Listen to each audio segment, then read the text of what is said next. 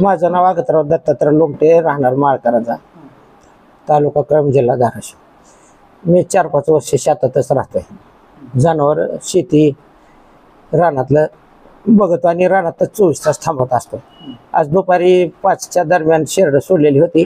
शेरड चारीत असताना शेजारच्या शेतामध्ये ज्वारी काढत होते लोक।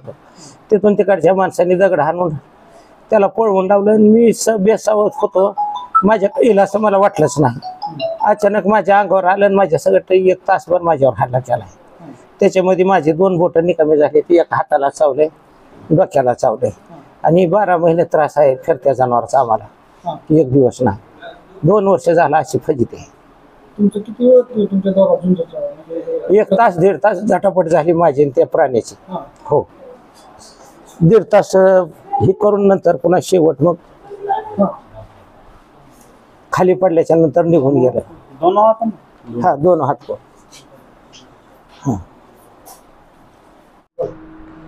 माझं नाव नरसिंह आगतराव लोमटे।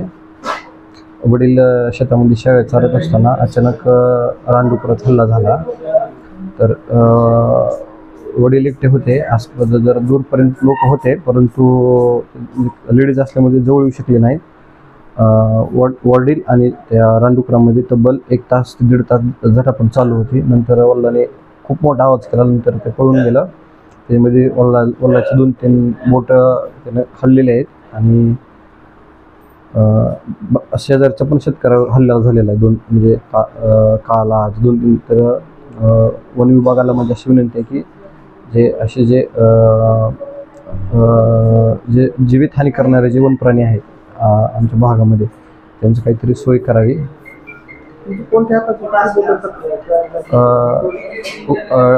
उजव्या बोटाचे 2 आणि डाव्या बोटाचे 1। 2 आणि डाव्या बोटाचे 1।